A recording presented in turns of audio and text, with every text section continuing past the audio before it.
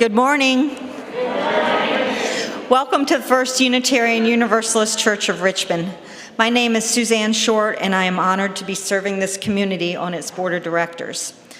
Welcome to those here and those joining us virtually from near and far. We're grateful to be able to connect with you.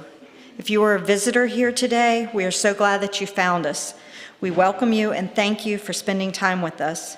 We are a community committed to being deliberately diverse, fully inclusive, and want you to know that whoever you are, you belong here.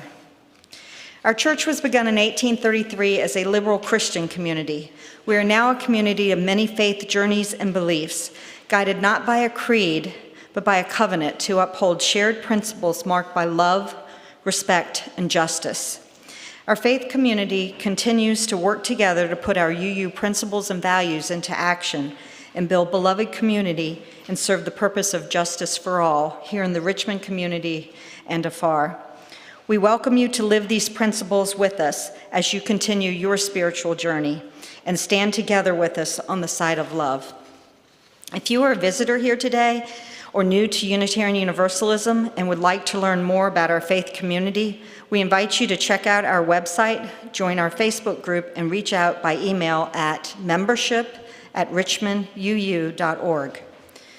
To stay informed of important news and many activities occurring within our church community, I encourage church members and visitors to arrive or tune in to our Sunday morning services 5 to 10 minutes early and catch the rolling announcements, and remember to check out the various editions of First News Weekly.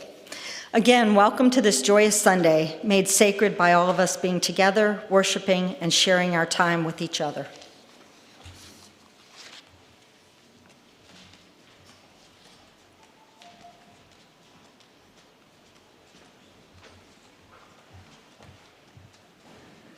Good morning. I'm Wendy DeGroat, and I'm a member of our Ministerial Search Committee. We continue to receive responses to the congregational survey, which closes next Sunday. This survey is a key part of the ministerial search process outlined by the Unitarian Universalist Association. And if you've been procrastinating about squeezing in the time to complete the survey, I'm guilty too.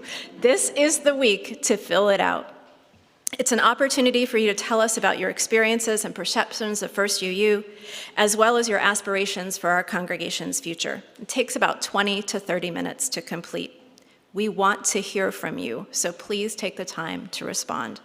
The link to the survey is bit.ly/firstUU survey, which can be downloaded from the order of service shared online today. It's also been in all of the Ministerial Search Committee updates that are sent to you most Sundays, and there will be another one going out this afternoon from our wonderful Margaret Rush. Another thing you will see mentioned in today's update is also something that is coming up soon, and that is the Imagining Our Future Visioning kickoff. To complement what we learn from you in the survey responses, we'll be facilitating guided visioning activities which provide both verbal and nonverbal ways for folks to express their hopes and dreams for our congregation. This is part of our commitment to inclusivity. This visioning process will kick off with an in-person Imagining Our Future session from 1 to 4 next Sunday, September 18th. If you'd like to participate, please complete the brief registration form, which will be in this afternoon's email, as well as it's been in several of the last ministerial search updates in the past Sundays. We will accommodate as many people as space will allow. Since space is a consideration before you register, please be certain you can attend that date for the entire 3 hours. Another part of our What was that? Another part of our commitment to inclusivity involves doing our best to ensure that participants in the kickoff visioning session represent many facets of the congregation. Therefore, we may not be able to accommodate everyone who registers. We will close registration when we reach capacity and confirm registrations as soon as possible. If you have any questions, please stop by our table. There'll be people there after service as well. We've also been there during coffee hour. Or feel free to email us at msc@richmonduu.org. Thank you so much for being part of this process.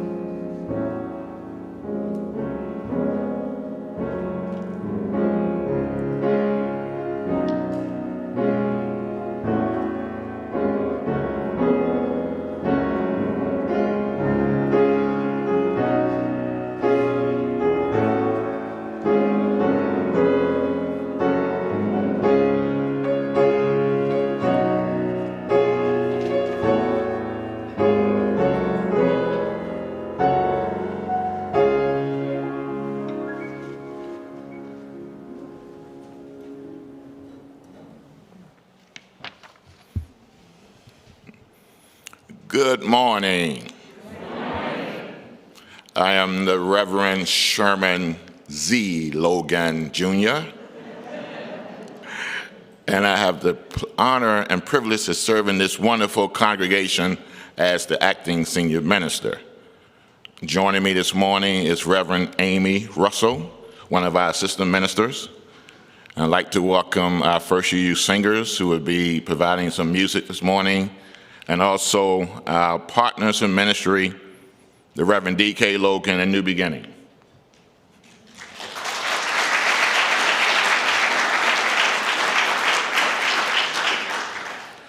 A little birdie told me that someone is celebrating a special birthday today.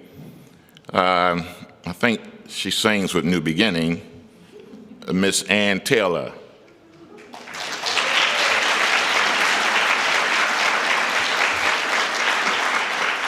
Can I tell your age, Miss Ann? Miss Ann is 80 years old today.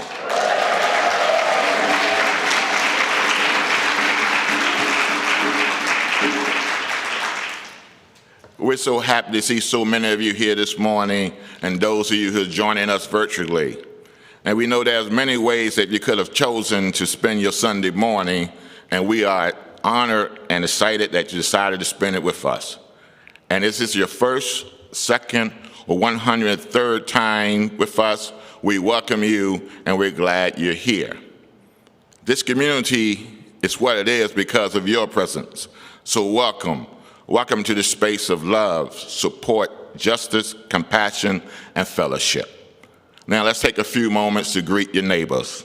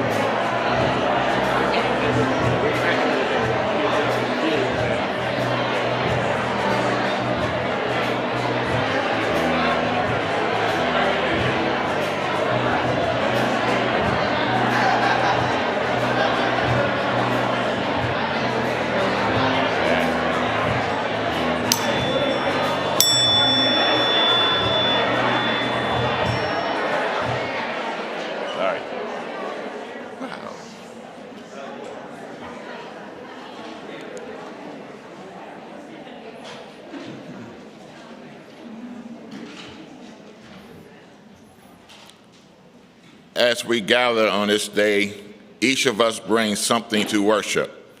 We bring the burdens of the week. We bring the meditations of hope and prayers of anguish. We bring our voices and our offerings and our questions. We bring our faith, tattered or whole as it may be. So come, you who thirst for grace. Come, you who hunger for justice. Come, you who are a stranger in a strange land. Come, you who are like a child at home. For you are welcome at this place, at this time, at this moment. We come to worship today, so let us worship well. Please rise in body or in spirit, and let us sing our opening hymn, Morning Has Come.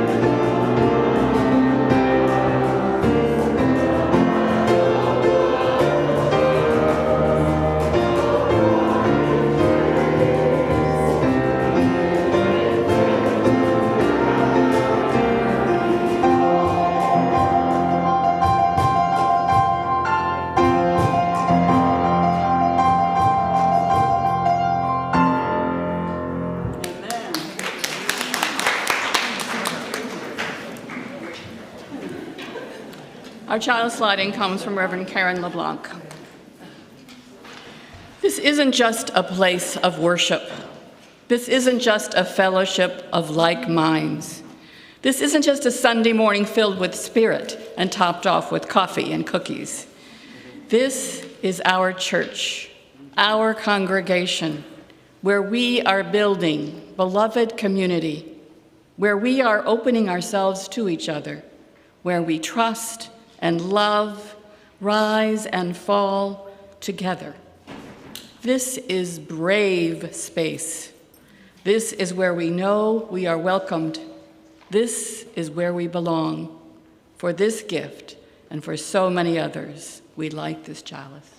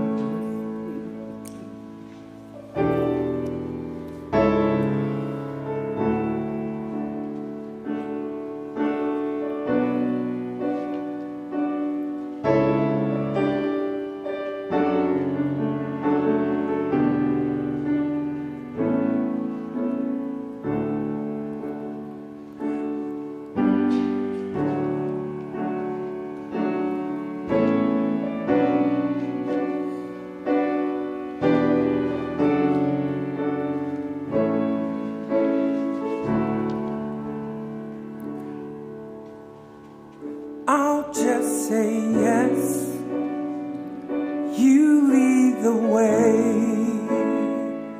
I'm not afraid of what it means for me to say. But this life you gave, it's not my own. I'm trusting you to hear my yes and lead me on. Yes, Lord. Yes, Lord. My life is yours. Yes, Lord. Yes, Lord. My life is yours. I'll just say yes. You lead the way. I'm not afraid. Of what it means for me to say. For this life is not my own. I'm trusting you to hear my yes and lead me on. Yes, Lord. Yes, Lord.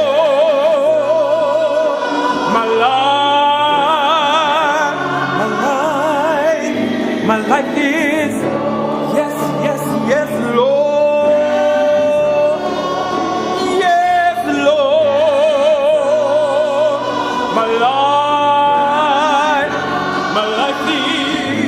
My life is, and there is peace. When I say yes, I might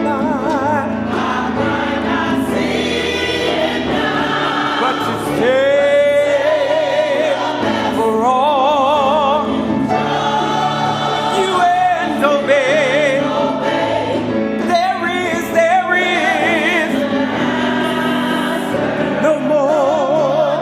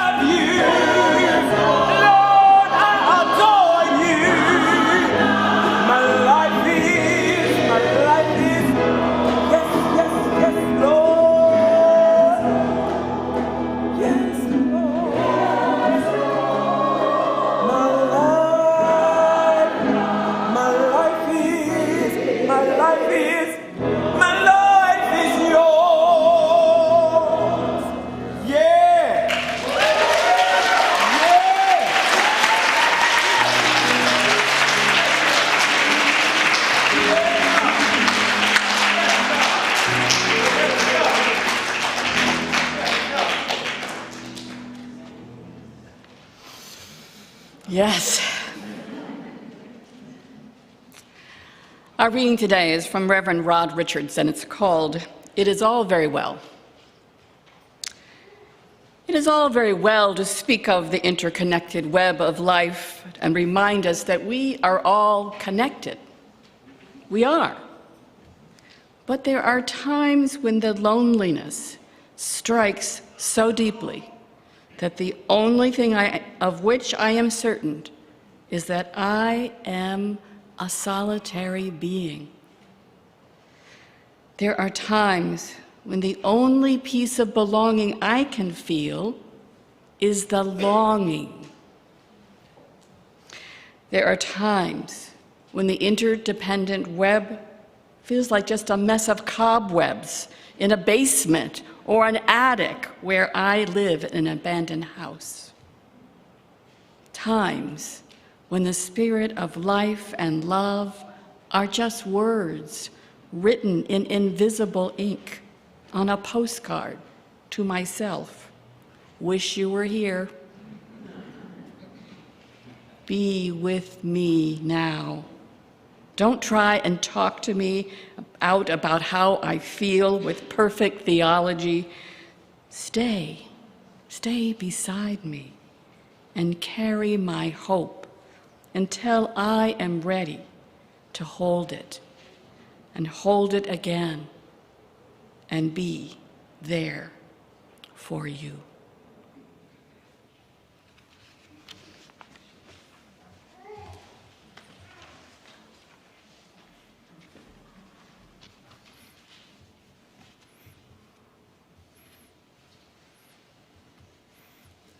As we enter into a time of reflection, meditation, and prayer, a meditation reading is by the Reverend Gretchen Haley.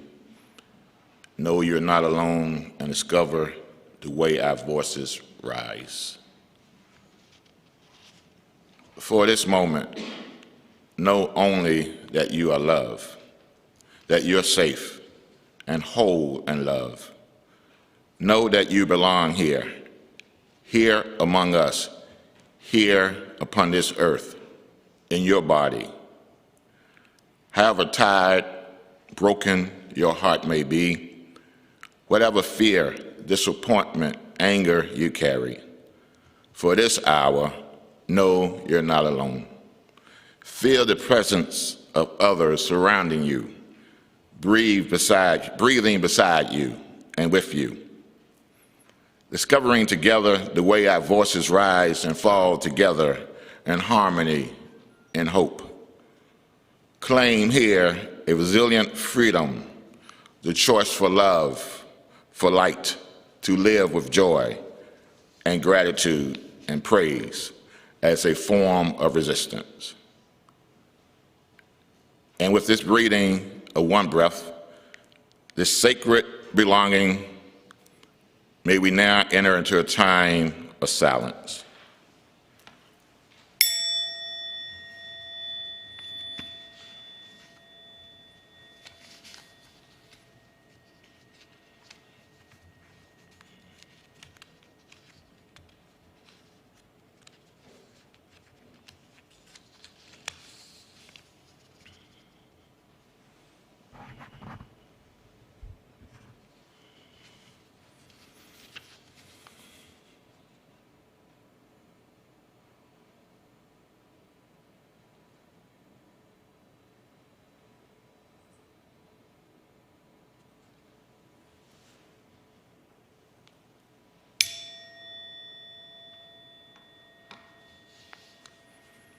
Spirit of life and love,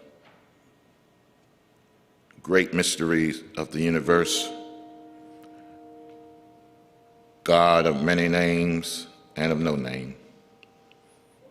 We come this morning to find a time and space to reflect on the things that give our lives joy and hope, and reflect on the struggles, conflicts, and challenges that we face.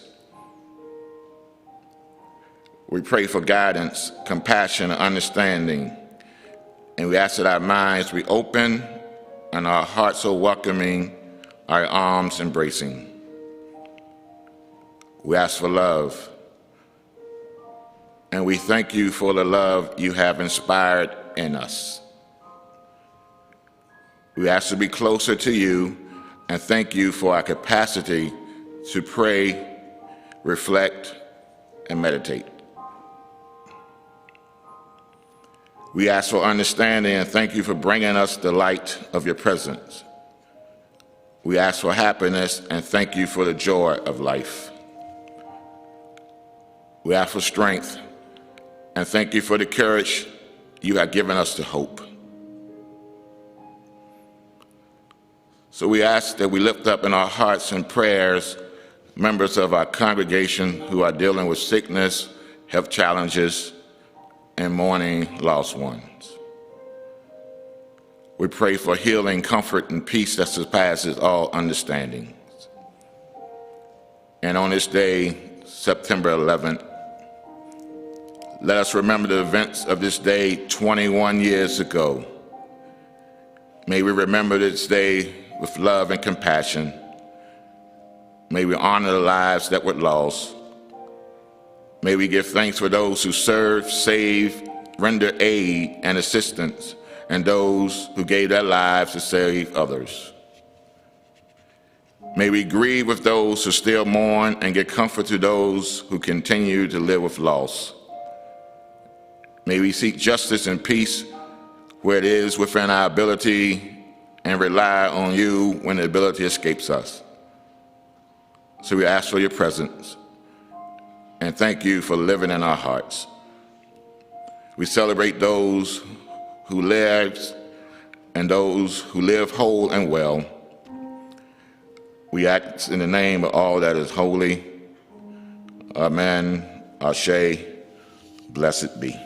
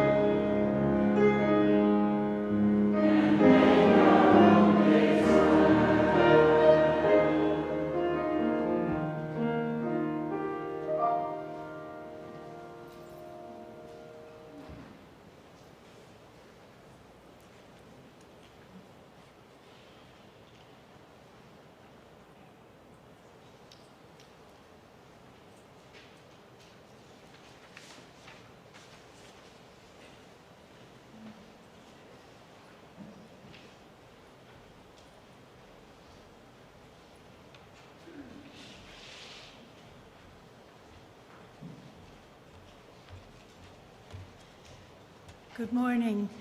I'm Mary Ellen Barton, and I've got the honor of chairing our Cardinal School Committee this year. And last week, I think Lynn Pappas told you about community in schools and how important they are and how closely we work to provide the needs for these children. And this week, we have the pleasure of Catalina Valdez being with us, who is our Community in Schools representative at Cardinal, who we love working with. Hi, like she said, I am Catalina, and I'm the site coordinator at Cardinal Elementary, which is one of the elementary schools in the South Side. We have a little over 800 children. By the end of the year, we'll end up with 900. The majority of our kids are Hispanic. Their families are immigrants. And that always touches my heart because my family's an immigrant. We immigrated to the States from Santiago, Chile when I was in second grade.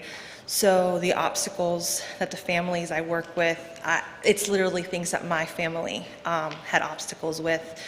And you guys have partnered in such an amazing way.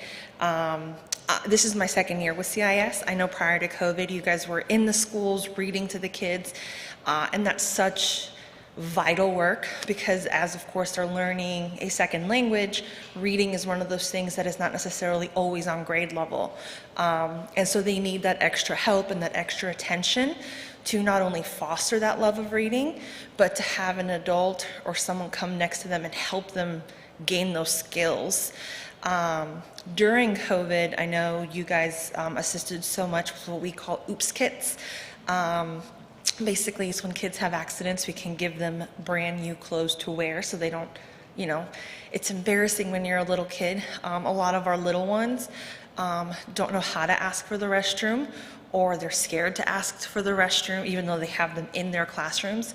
I know since school started, I have gone and had to give kits every single day, sometimes 2 or 3 times a day. And it's just something that it brings dignity to a child to be able to go back to class and not have to worry about that. And it's just something that it seems so simple. Like I know I've said that, it just seems such a small thing, but when you're 5, 6, 7, 8, 10, 11 years old, kids remember. Kids can say things, and it can remove one more obstacle from kids wanting to come to school after something may have happened. And then the reading, I know I did some reading with my groups last year, and they love it. They love the reading, they love the picture books.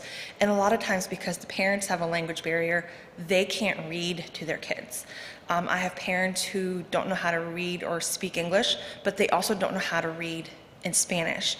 So this really brings such a needed aspect that the parents legitimately are not able to provide right now. And I'm just so thankful. Again, this will be my first year where we were able to have volunteers come into the building, and I'm just so excited to see what we're able to accomplish in the lives of these kids.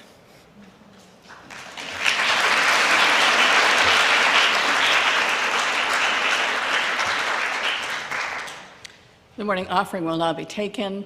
The information for you to give will appear on your screen, and the ushers will be coming by with baskets.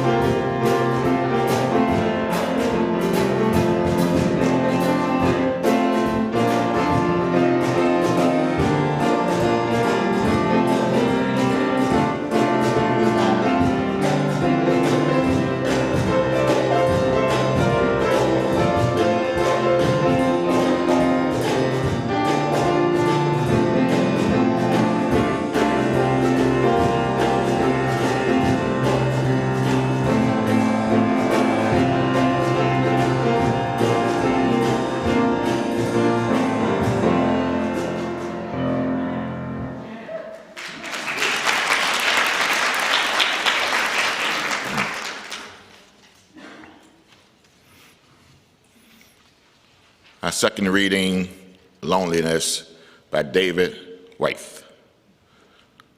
Loneliness is a doorway to unspoken and yet unspecified desire. And the bodily pain of aloneness is the first step to understanding how far we are from a real friendship, from a proper work, or a long-sought love. Loneliness can be a prison, a place from which we look out at the world we cannot inhabit. Loneliness can be a bodily ache and a penance. But loneliness fully inhabit and also become the voice that asks and calls for that great unknown someone or something else we want to call our own. Loneliness is the very state of birth, the courage to continue calling, and when fully lived can undergo its own beautiful reversal, becoming in its consummation the far horizon that answers back. In the grand scale of things, loneliness is a privilege. Human beings may have the ability to feel aloneness as no other creature can, magnified by the power of intelligence and imagination. Loneliness asks us to speak and specify life we feel might be missing. Loneliness is the substrate and the foundation of belonging, the gravitational field that draws us home, and the beautiful essence of the isolation, the hand reaching out for togetherness.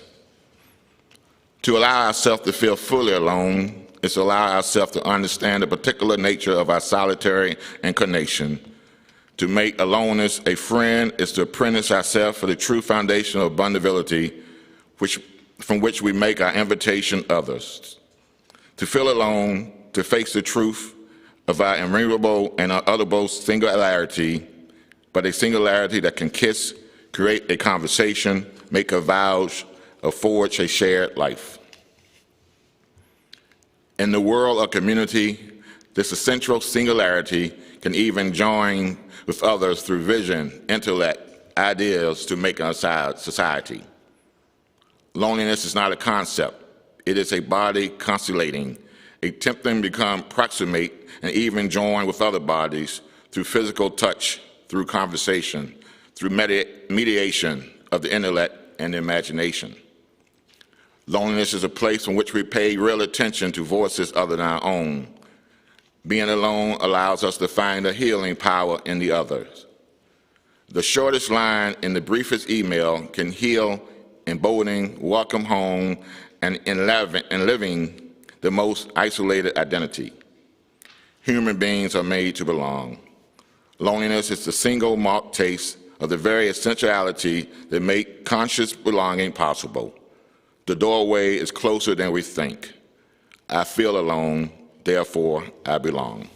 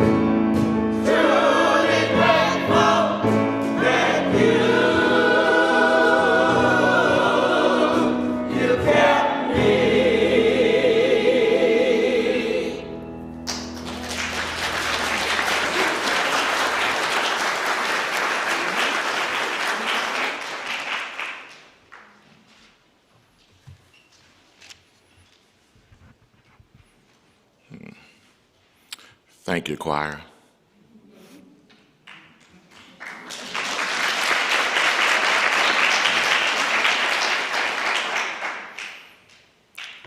I recently read a story about a minister who quit after 18 years of ministry and went into the business world lonely, discouraged, and defeated. I thought to myself, that person could be any number of my colleagues.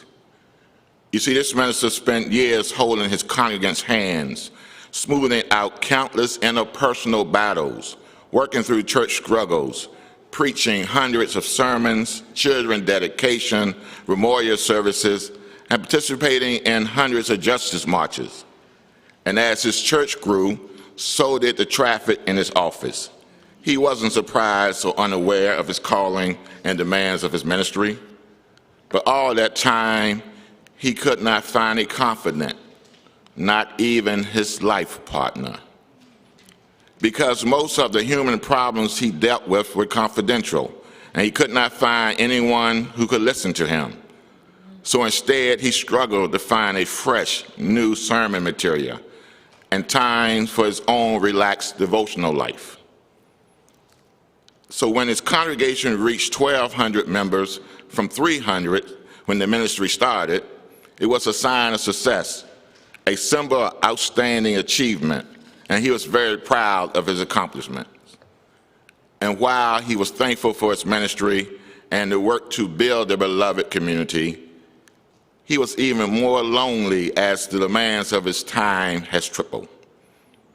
See, his family had grown up and moved away from home, and when he saw his children graduate from high school and then college, he then realized that he had to do something, though it was too late. So he concluded that he could not bear the lonely path any longer, and as much as he sensed he was leaving his ministry with his joys, triumphs, as well as sorrow and tension, he knew he had to find some area of work where he could establish normal human relationship. So after his years in the ministry, being around hundreds of people, he felt alone. He has been traveling the path of loneliness and longed to belong. He desperately wanted connection. He was a lonely person who was crying out for help. So as I reflected on the story, I realized that this story could be about me or any of us. And at some points of our lives, we travel the path of loneliness and long to belong. And as I was researching this sermon, I discovered that loneliness seems to be a growing subject, not only in the field of psychology and pastoral care, but it's also a prominent topic in the field of medicine. Loneliness is described as a gap between a connection that we need and the social connection that we have. It's by definition a subjective term. It also means that it's different from the objective term like isolation, which is more of a descriptor of number of people you have around you. Loneliness is often about the quality of our connection both to ourselves and the people around us. And in essence, loneliness can be attributed to the lack of relational connection or lack of community. And today, more and more people are admitting that they are chronically lonely. And among our elders, being lonely has long been a concern in that community. Yet, it is just not our elders who are lonely. Loneliness has increasingly become a common syndrome, a chronic challenge for the young and the middle-aged. And friends, the global pandemic has made it worse.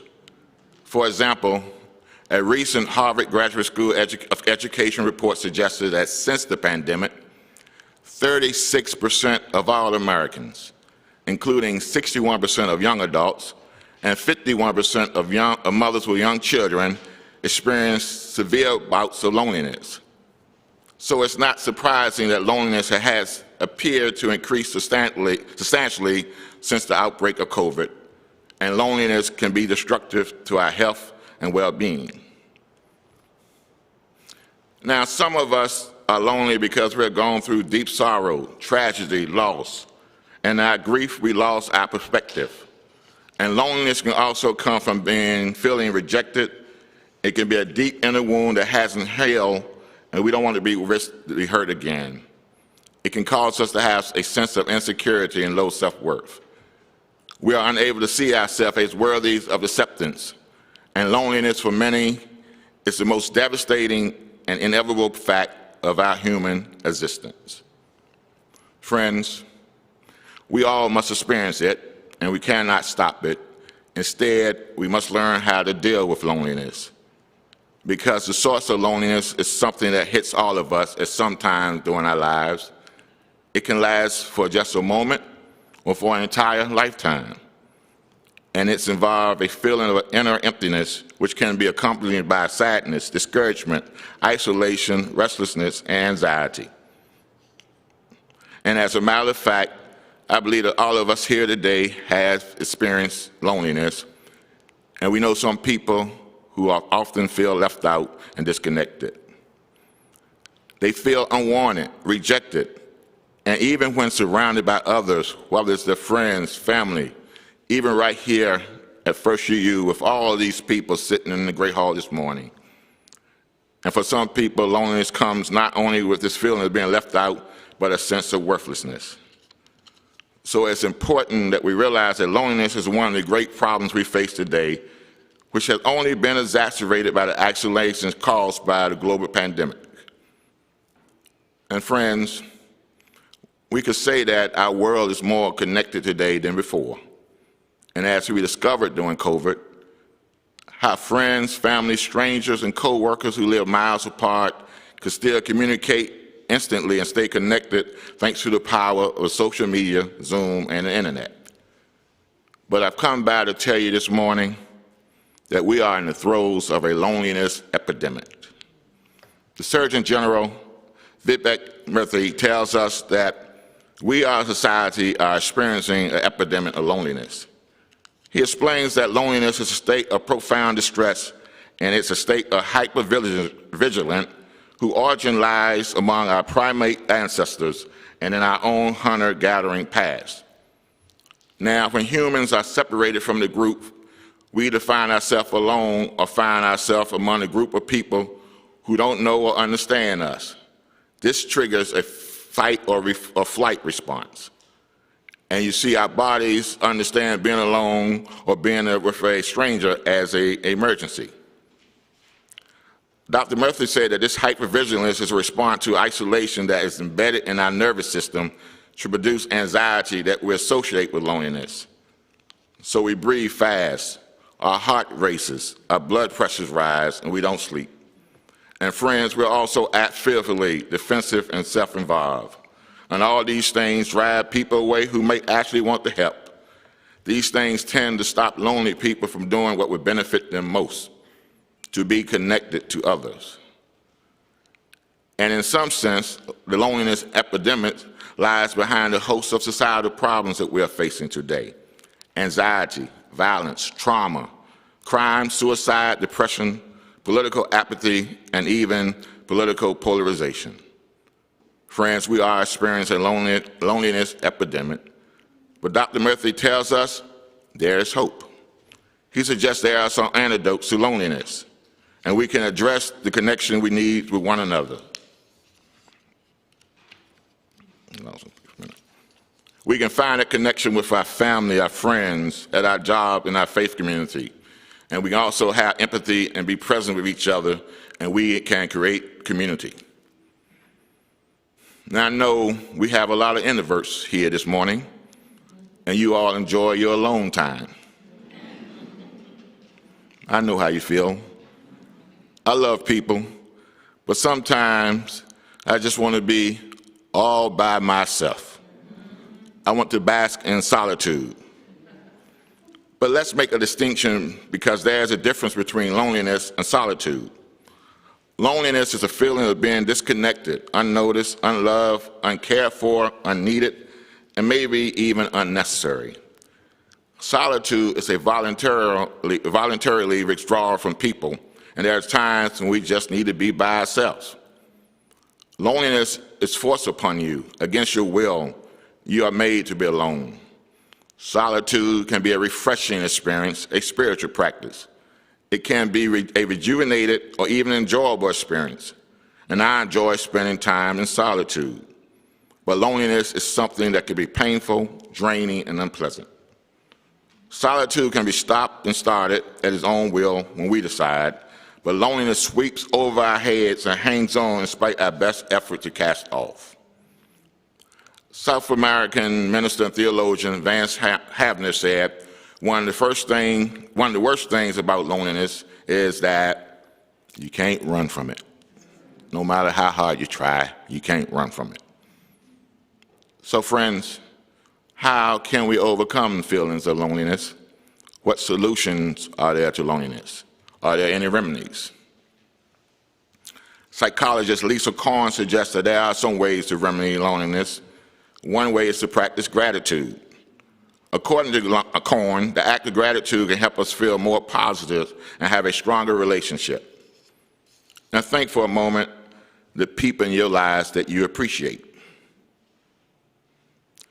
They may include someone from your past who impacted your life significantly, such as a mentor in your youth, a favorite teacher, or even your minister. Or it could be someone that you see more frequently, such as your friends that you hang out with for dinner or traveling companion. Take the time to tell them how much you appreciate them. Practice random acts of kindness. Send a friend or family member a handwritten card or letter, or reach out by email or call them to express your appreciation. Not only you will likely brighten someone else's day with your show of gratitude, but you might even make yourself happier by fostering the connection and being kind. Another remedy that Dr. Korn recommended, that we practice self-care as a remedy of loneliness. Now, I must confess, as a minister, I'm always consulting and counseling congregants, other colleagues, and my staff about the importance of self-care, how to find that work-life balance. But you know what? I don't do a good job of practicing what I preach, because I can hardly find time to take care of me. But Dr. Korn reminds us that we should take time to connect with ourselves, and there's various ways we can reduce loneliness through connection to others, and we should consider our relationship with ourselves and think about how we can enrich it. And if we can do this, we may feel less isolated. And we should ask ourselves, are we being true to ourselves? Do we value the things we value are consistent with our beliefs? And we should take time for a spiritual practice, meditation, praying, practicing yoga, mindfulness exercises, read a spiritual text or books from a source that are sacred to you. Connecting yourself and practicing self-care is essential to warding off feelings of loneliness. So I don't know about you, but I'm going to start taking my self-care more seriously. And finally, we can also remedy loneliness by participating in meaningful activities and giving back to our neighbors and our community. We can volunteer for nonprofit groups, community organizations, or a faith community. And volunteering in your community for social causes can essentially gives us a sense of purpose. It can be a meaningful way to connect with one another, to make new friends, and create new and meaningful relationships. Dr. Ruth Woever, a professor at Vanderbilt University Medical Center, suggests that one of the best things that we can do for loneliness is to begin to build a better social network. Social community organizations, religious groups, and social groups that are around your shared interests provide wonderful ways to connect to one another. In an article written in Scientific American, Casey Killam suggests that volunteering can also compensate for the loss of meaning that commonly occur with loneliness, and that volunteer opportunity may alleviate loneliness and may shield us from adverse health outcomes. For example, volunteering has been linked to reduced likelihood of health challenges and greater psychological well-being. So volunteering is not only good for your mental and physical health, but it's also a powerful way to stay connected, especially in a time where we desperately wanted to connect. Not through a computer screen, not through Zoom, but through a face-to-face connection with others in our community and right here at First UU. So that Dr. Logan suggests another way that you can remedy your loneliness. And you might have picked up on the theme here. You can join us next Sunday for our activity fair.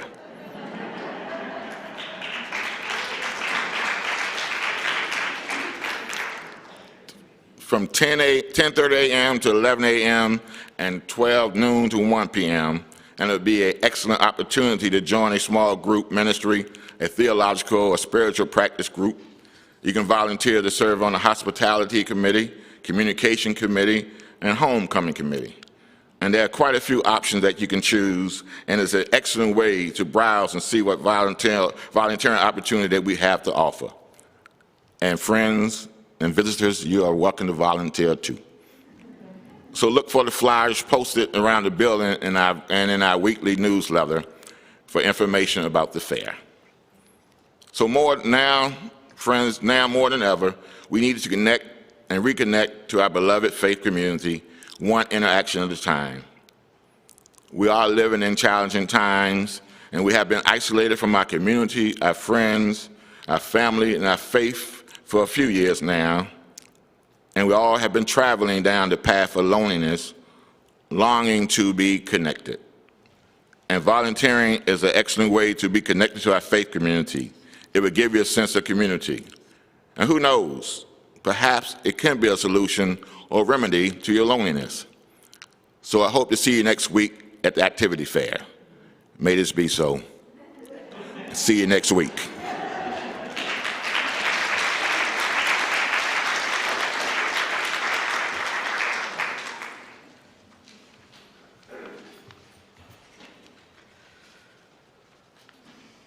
We will be extinguishing our chalice with words from Elizabeth Gilbert. When I get lonely these days, I think, so be lonely. Learn your way around loneliness. Make a map of it. Sit with it. For once in your life, welcome to the human experience.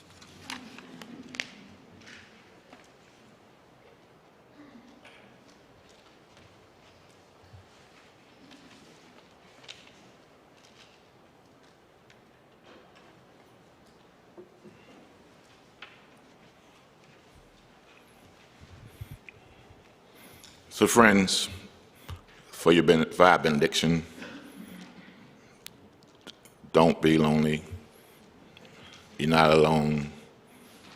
Volunteer to serve this community, because your service will be a blessing not only to yourself, but to this faith community. Go out now knowing that you are blessed. Go out in love. Go out in joy. Go out in hope. Go in peace. May this be so. Amen. Please rise in body and in spirit as we sing our closing hymn, which is a tradition on the second Sunday, I Need You to Survive.